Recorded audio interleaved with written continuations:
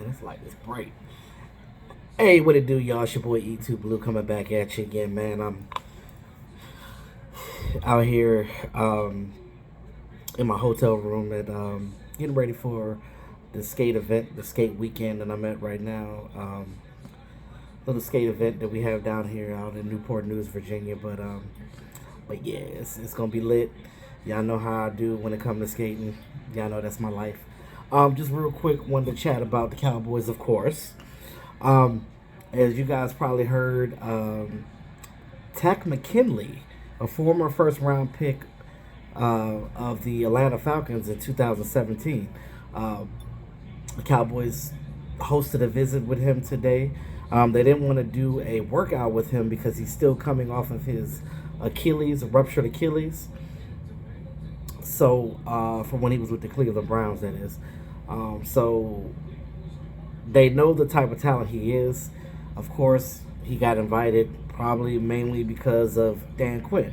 Dan Quinn was his coordinator and his coach when he was there in Atlanta when he got drafted. So, Dan Quinn drafted him. So, that was his guy. Takk McKinley, I believe, is a good player. I've seen, when he's on the field. See, the biggest thing about Takk, when Takk came out, he was touted as one of the best. That's why he was a first round draft pick. But his injuries were an issue. Now, real quick, you know what's funny about that year? Y'all remember 2017? Who was our first round draft pick? Do you remember? Do you remember who our first round draft pick was? Taco Charlton. So it was funny because the Falcons selected him 2 picks ahead of us, and they got Takk McKinley, and we went and got Taco Charlton. We see what how that played out, right? Come on, y'all. Like, what in the world? I don't even know where Taco's playing. Is he still with the Dolphins? I don't know. Is he with the Saints now? He done been around the world. He was with the Chiefs, then went to the Dolphins and the Saints. I don't know where he at, but anyway, it doesn't matter. But Cowboys hosted a visit with Takk McKinley. Like I said, the only thing really you could say about him negative is his injuries. Now, he's been injured off and on with the Atlanta Falcons the first 3 seasons that he was with them.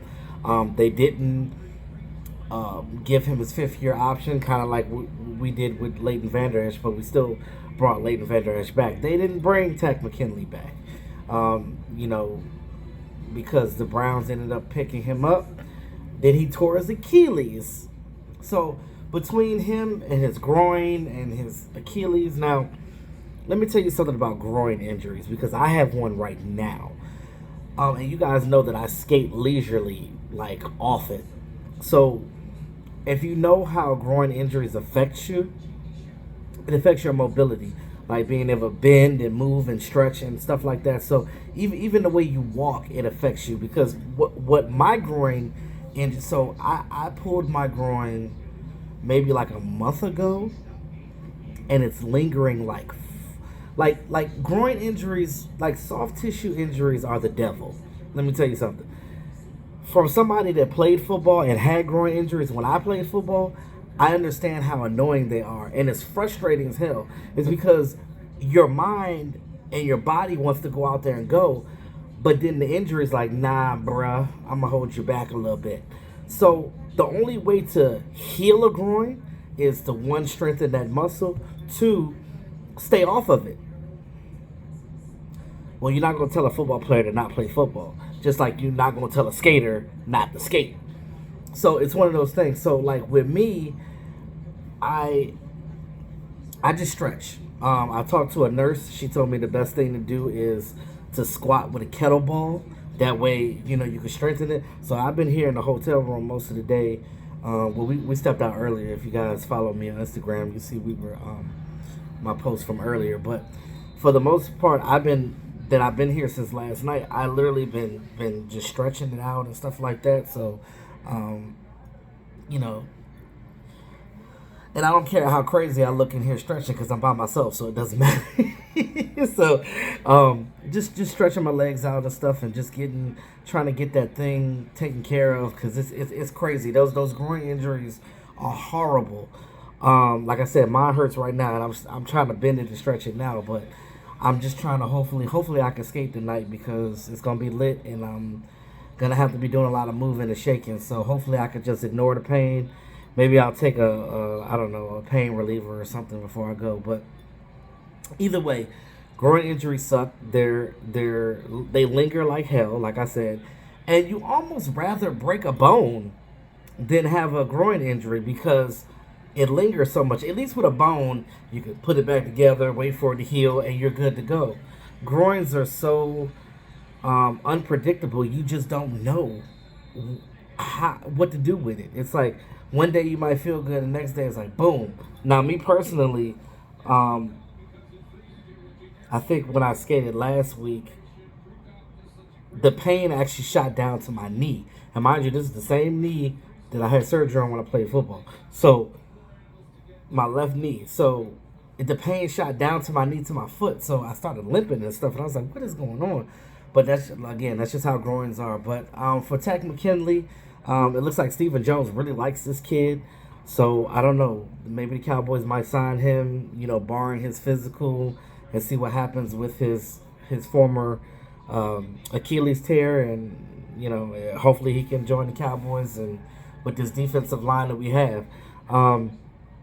Just like we had Dante Fowler. Now, I've seen Dante Fowler out there in training camp right now, looking pretty good, looking pretty fresh.